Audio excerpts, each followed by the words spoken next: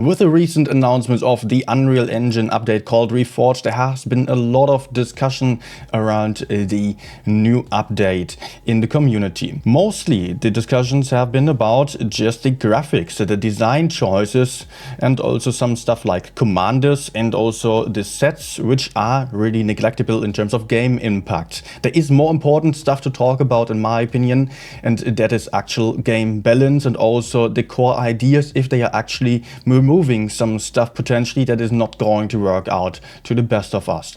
So actually I want to talk about crew skills on this video, and you will see why if you are sticking to it. Many people probably did not even bother to really take care of the crew skills, especially the beginners among us.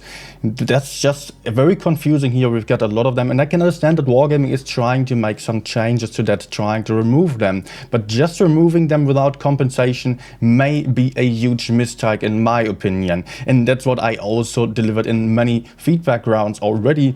And I want to also make sure that you are also paying attention to this. So in order for you to understand what is actually going on, I have prepared some graphics here so you can actually see some different crew skills impact. For example, here some of those have really high effect. I marked them for you here.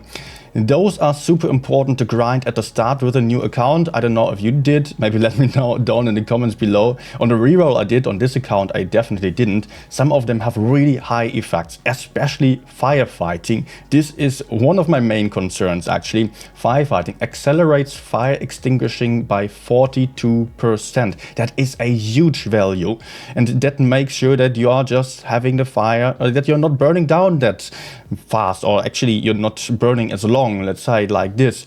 This is actually a big impact here. If it might mean that you're just burning down another 100 hit points or so, and not burning down, just getting killed by fires a lot more often just because of RNG. And we don't like RNG. None of us likes RNG really. Still, we love the game, but we don't like RNG at all. So increasing the amount of RNG is a horrible idea in my opinion. Also then the repairs, which decreases the repair time for broken modules by 28%. Also a huge impact.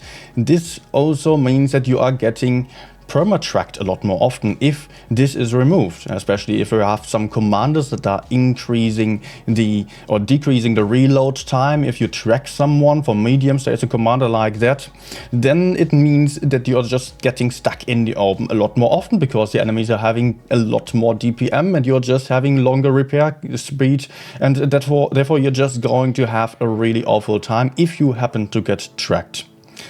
Also very important in my opinion, camouflage value. 21% decrease in camouflage value is also a big change. Only the TDs on the Unreal Engine update do get a camouflage bonus by, it's been 30%, that's still a matter of change, but one commander for TDs only gets your camouflage values up for 30%, while everyone else loses 21% camouflage over here due to the lack of this crew skill.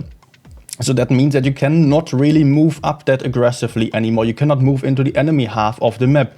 Many people have actually just looked at the first gameplay and just looked at the first teasers and said, yeah, we're going to get YOLO games. I think we are going to get the exact opposite if Wargaming is proceeding with these changes. We are going to have slower games, more campier games, because the TDs get a camo bonus and everyone else gets outspotted all the time. So you cannot really move up aggressively. You cannot rotate around the map anymore because you constantly get outspotted. And this is going to massively impact your gameplay. You have to completely change your mindset. If you move to one position 1000 times, you will suddenly get spotted while you have been unspotted all the other games. And this is going to be very annoying in my opinion.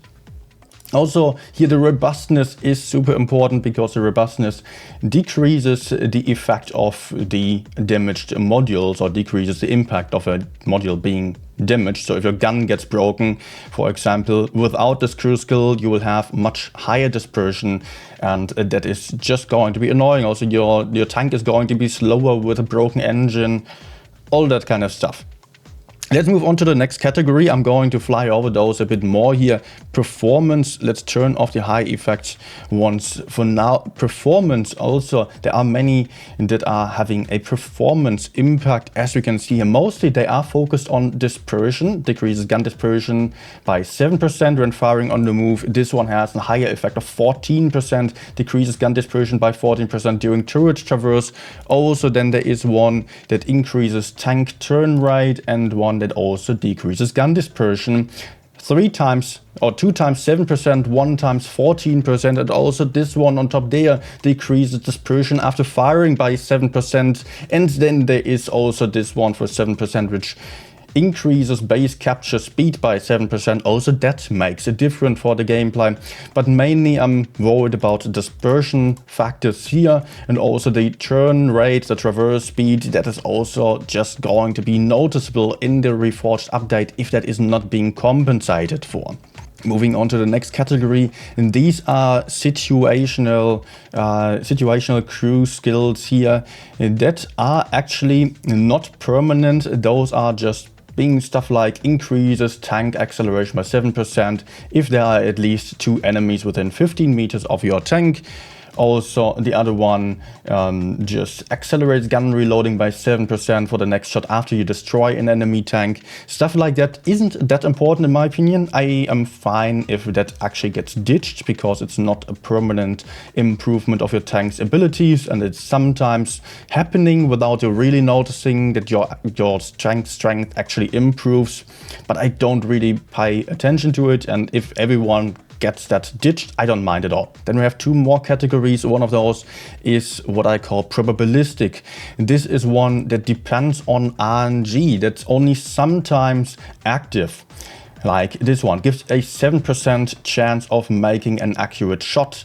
And that is just, yeah, if you are lucky, then you get an accurate shot, you get what was the other one? You get high penetration or you get module damage. That's also not that relevant actually to the gameplay. It doesn't increase the actual fun in the game, I would say, and therefore they can also be ditched. One that is actually quite important here, which has a high probability here, 35% to a max roll after 3 penetrations, but that already gets counted by the Commander Duncan, even though not to that regard, but in another way that is even stronger actually.